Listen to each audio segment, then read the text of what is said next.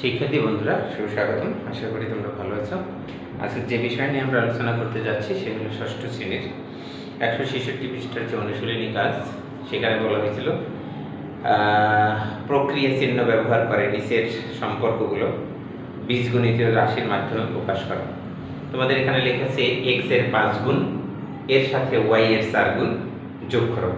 প্রথম যেটা 1 নম্বরে আছে, তাহলে 1 নম্বরে আমরা লিখতে পারি কি x এর 5 গুণ 5 গুণ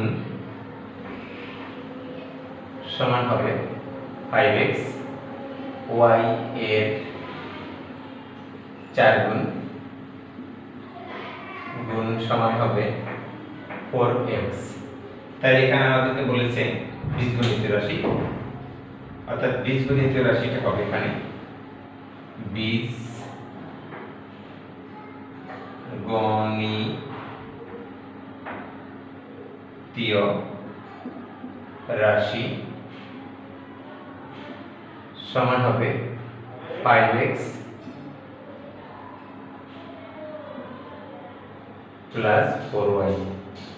এই ছিল বীজগণিতীয় রাশি, এদের যোগ করতে বলেছিল।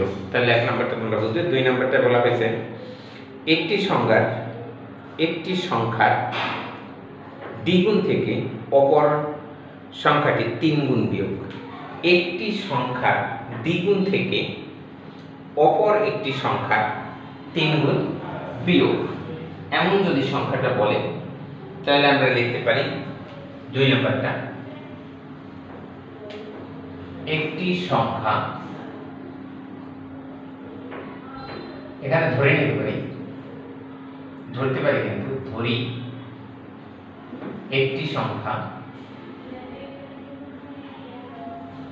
x, তাহলে এর দ্বিগুণ সমান হবে 2x। অপর সংখ্যা y, তাহলে এর 3 গুণ সমান হবে 3y। এখন 3 গুণ বিয়োগ করতে বলছে। বীজগণিতীয় রাশি, বীজগণিতীয় রাশি সমান কি হবে 2x minus 3y। 2x minus 3y, এটা আমাদের কত নাম্বার গেল? 2 নাম্বারটা। 3 নাম্বারটা কি বলেছে? স্বপ্না দোকান থেকে প্রতি ডজন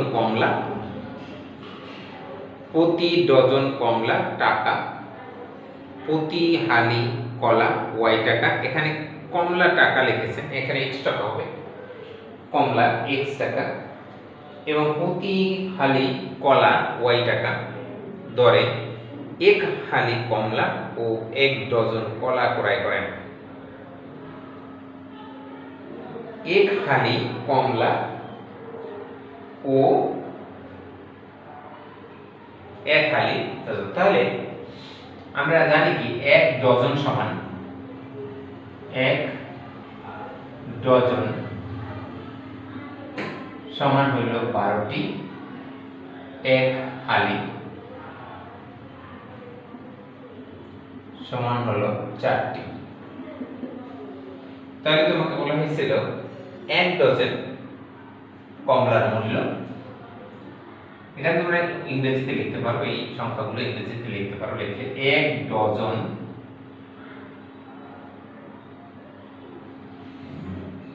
কমলার মূল্য x টাকা, অথবা এখানে 1 ডজন, অথবা তুমি কি লিখতে পারো 12টি, 1 ডজন বা 12টি কমলার মূল্য। অতএব 4টি কমলার মূল্য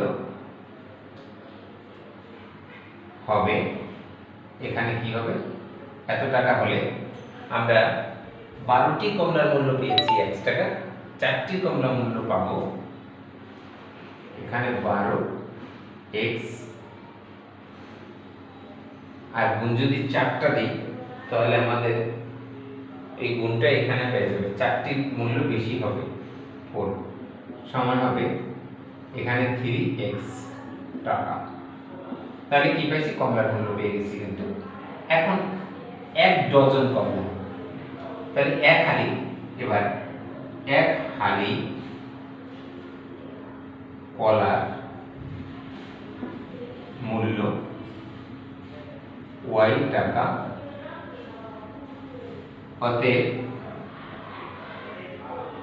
1 ডজন বা 3 হালি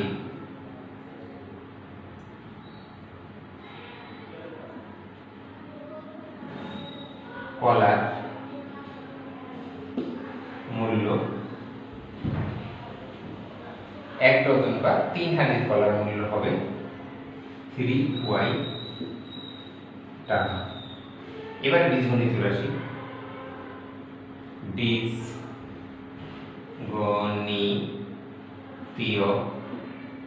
রাশি সমান হবে, কি বলছিল প্রশ্নে সেটা দেখতে হবে। এখানে বলেছিল ক্রয় করেন, স্বপ্নার কত টাকা খরচ হলো, স্বপ্নের টাকা হলো এত যোগ এত টাকা। তাহলে আমরা টাকাটা পেয়ে গেছি, কত টাকা খরচ হলো সেটা পেয়ে গেছি। এরপরে যে প্রশ্নটা আসছে সেটা হলো a কে b দ্বারা গুণ করে প্রাপ্ত গুণফলকে c দ্বারা c এর 7 গুণ দ্বারা ভাগ। তাহলে আমি এটাও এখানে লিখতে পারি, a গুণ b সমান হবে ab। এবারে c এর 7 গুণ, c এর 7 গুণ সমান 7c। বীজগণিতীয় রাশি,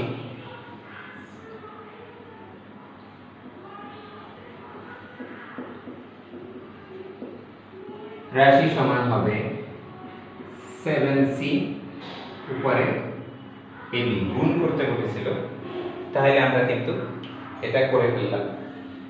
দেখো এটাই কিন্তু ভাগ, ওরা কি বলেছিল, ও ভাগ করতে বলেছে, এইভাবে করলি না। তাহলে আমরা কয় নাম্বার করে ফেললাম, 4 নাম্বার। এবারে আমরা একটু মুছে নিই, এ পর্যন্ত তোমরা বুঝতে পেরেছো।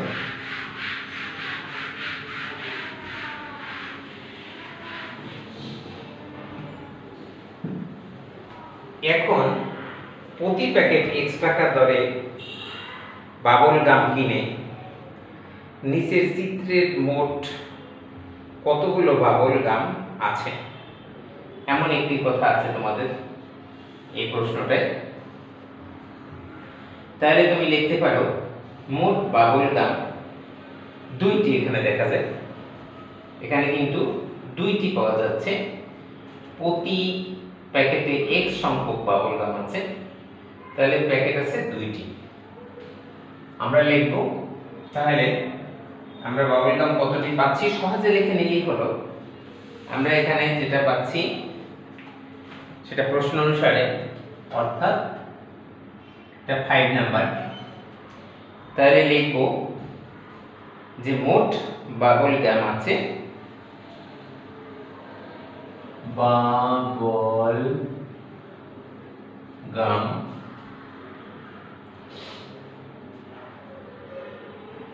আছে 2 গুণ x সমান 2x t।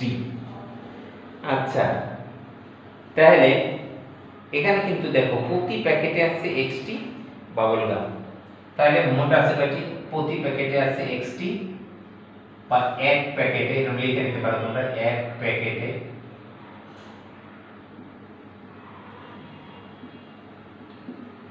আছে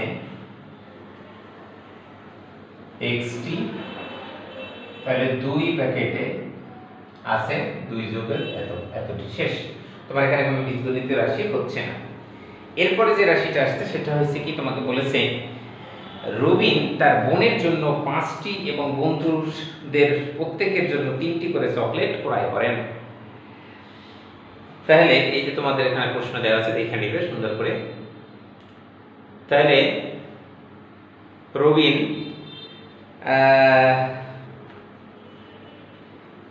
এখানে একটা ভুল আসছে, আমি তোমাদের যেটা করাই দিছি একটু আগে, রবিন সেটা ছিল প্রতি প্যাকেটের ছিল, এটা ছিল 6 নাম্বারে, 5 নাম্বার এটা এখন দিচ্ছি।